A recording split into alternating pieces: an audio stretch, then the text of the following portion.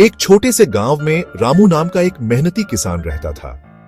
रामू के पास खुद की जमीन नहीं थी, इसलिए वह जमींदार ठाकुर सिंह की जमीन पर काम करता था। ठाकुर सिंह के खेत बड़े और उपजाऊ थे, लेकिन जमीन का मालिकाना हक सिर्फ ठाकुर सिंह के पास था। हर सुबह सूरज निकलने से पहले रामू खेतों में जाता और दिन भर कड़ी मेहनत करता। वह खेतों को जोतता, बीज बोता और फसल की देखभाल करता।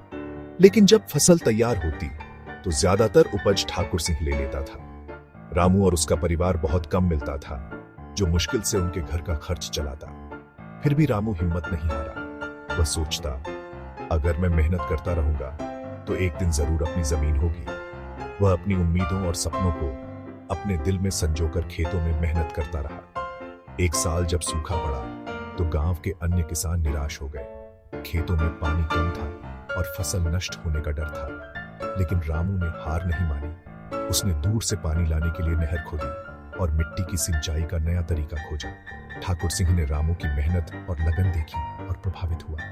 उसने रामू को बुलाया और कहा, रामू, तुम्हारी मेहनत और सच्चाई ने इस जमीन को बचा लिया। मैं तुम्हें एक छोटा टुकड़ा जमीन देना चाहता हूँ जो तुम्हारा होगा। रामू की आंखें खुशी से छलक गईं। वह जानता था कि अब उसका और उसके परिवार का भविष्य सुरक्षित है।